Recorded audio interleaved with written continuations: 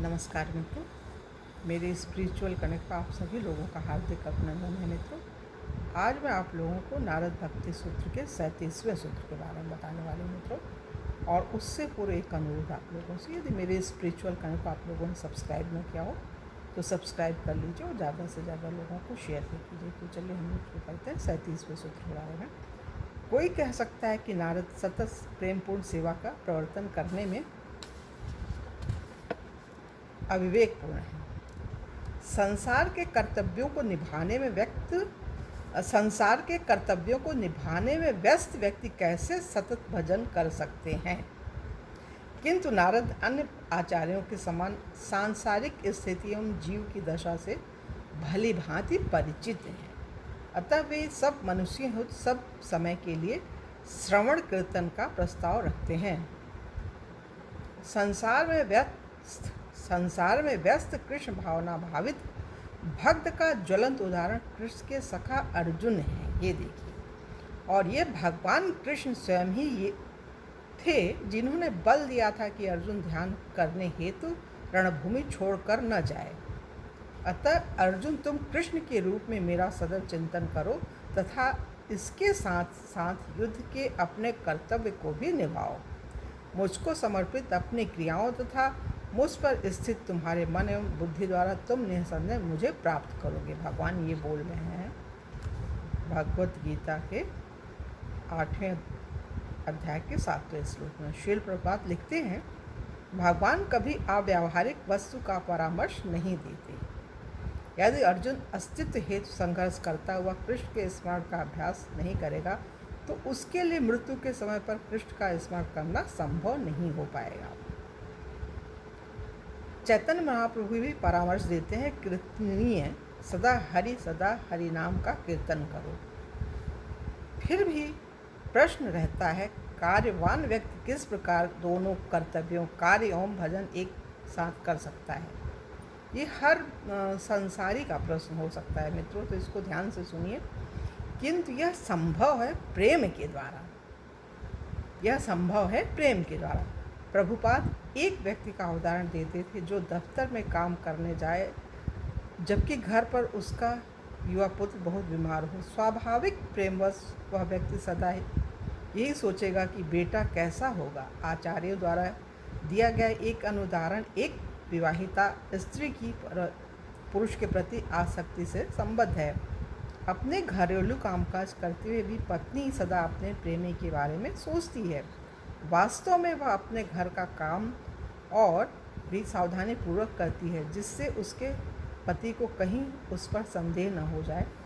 इसी प्रकार अपने भौतिक कर्तव्यों का कुशलता से पालन करते हुए भी हमें सदैव परम प्रेमी श्री कृष्ण का स्मरण करना चाहिए। यदि हम कहें किंतु मैं कृष्ण के प्रति गाढ़ प्रेम से रहित हूँ तो वैधि भक्ति ही एकमात्र समाधान है। भक्ति की इस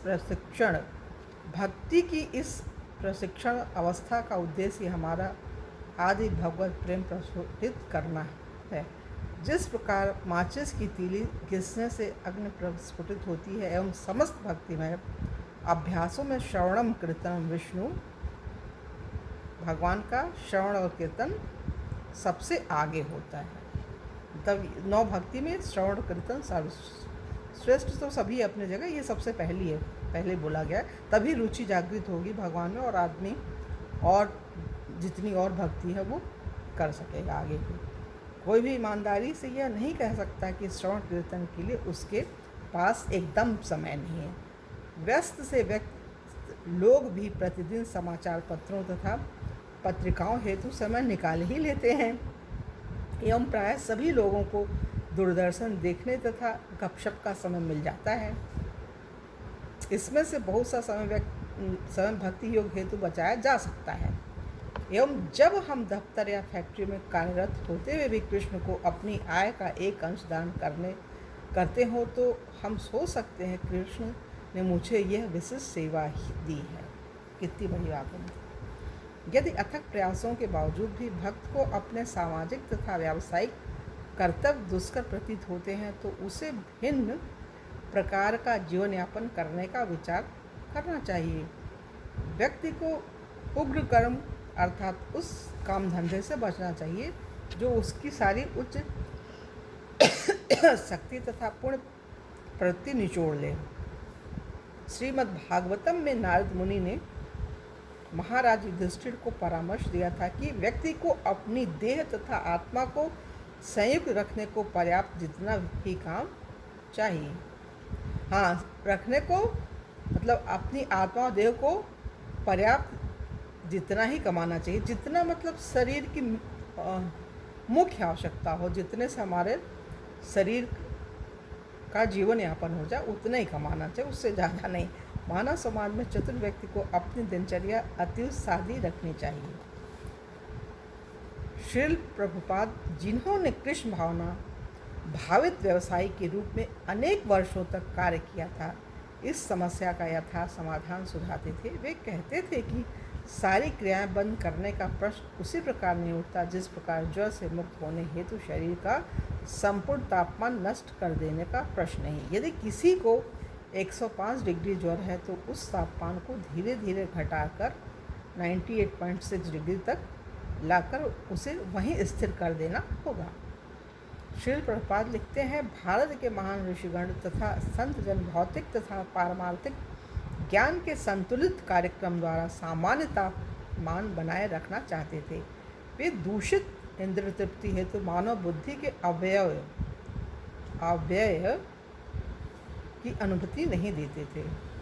अधिकतर लोग धर्म को सहयोगी क्रिया के रूप में रख छोड़कर इंद्रिय तृप्ति तथा आर्थिक उन्नति को सर्वोच्च प्राथमिकता देते हैं, किंतु यथार्थ धर्म आत्मज्ञान सर्वप्रथम आना चाहिए। शरीर को हष्ट-पुष्ट रखने के लिए ही आर्थिक उन्नति की आवश्यकता है। कलयुग में लोगों की कष्टकर स्थिति समझते हुए भगवान ने युग धर्म के रूप में हमें पवित्र नामों का उच्चारण दिया है। हरे नाम हरे नाम केवलम, कलो नास्त्येव नास्त्यो गतिरन्यथा। मतलब हरि का नाम लेंगे तभी हमारी मुक्ति और गति हमें मिलेगी, मतलब जीवन सार्थक होगा। एक चीज़ ये है, इस कपट और कलह के युग में मुक्ति का एकमात्र उपाय हरि नाम लेना ही है, कोई अन्य उपाय नहीं है।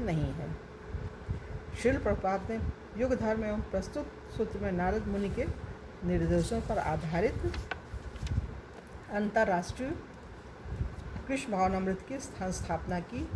विश्व भर में प्रभुपाद के अनेक अनुयायी प्रतिदिन हरे कृष्ण महामंत्र की 16 मालाएं जपते हैं, किंतु कीर्तन एवं प्रवचन के सुबह शाम के कार्यक्रम में भाग लेते हैं तथा पापपूर्ण जीवन के 4 निषेधों का पालन सक्रिय व्यावसायिक धंधे करते हुए भी करते हैं। भगवान कृष्ण ने व्यक्तिगत रूप से नारद से प्रतिज्ञा की है कि उनके गुणों का कीर्तनकारी कोई भी व्यक्ति सामाजिक या व्यावसायिक अवस्था के बावजूद उनकी कृपा प्राप्त करेगा। मेरे प्रिय नारद, मैं वैकुंठ अथवा योगियों के हृदयों में नहीं रहता। ये बहुत बड़ी चीज़ है। मेरे प्रिय नारद, मैं वैकुंठ अथवा योगियों के हृदयों में नहीं रहता, अपितु वहाँ रहता हूँ जहाँ मेरे भक्त मेरा कीर्तन करते हों। ये पद्म पुराण है। नाहम तिष्ठामि वैकुंठे योगिनाम हृदयेषु वा, यत्र गायन्ति मद्भक्ता तत्र तिष्ठामि नारद। ये भगवान नारद ऋषि से बोल रहे हैं। नाहम तिष्ठामि वैकुंठे योगिनाम हृदयेषु वा, यत्र गायन्ति मद्भक्ता तत्र तिष्ठामि नारद। तो मित्रों, यहाँ पे सूत्र नंबर 37 पूरा हो रहा है। कल के सूत्र में आप लोगों से 38वें सूत्र के बारे में चर्चा करेंगे। तब तक के लिए जय हिंद, जय भारत, ओम शांति, ओम शांति, ओम शांति।